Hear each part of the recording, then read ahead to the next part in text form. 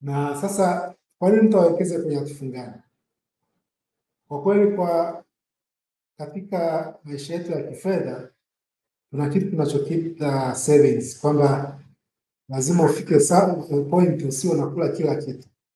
Huwa unawekeza sehemu ya mtaji wako kwa ajili ya maisha ya mbele au baada ya retirement, au hata kama una kitu fulani huko mbele unataka kukiachieve miaka 10, miaka 25 inayokuja, ni vizuri ukawa unaweka akiba.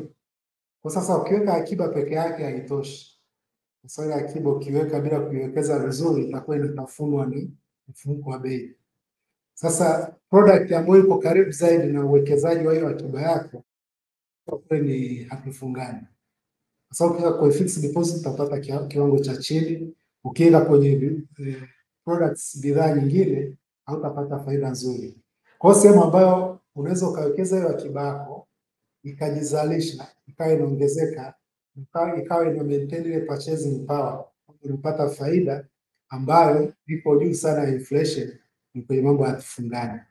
Kwa hiyo sehemu ambapo unaweza ukawekeza, ukapreserve capital yako, ukisubiri hicho kitu ambacho unataka kuja kufanya huko mbele, kama ni kununua nyumba au kununua kitu chochote, au hata kuziweka pesa zako utakapokuwa na retire. Sasa zenyewe ndo zianze kukusaidia kukupeleka cash flow ya kila baada ya miezi 6.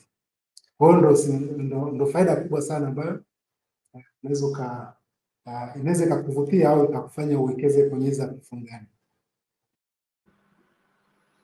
Okay, sawa. Na Ami alikuwa ameshatoa definition kifupi kwamba unaikopesha serikali.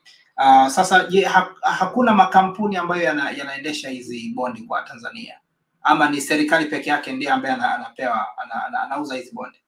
Ami, kwako.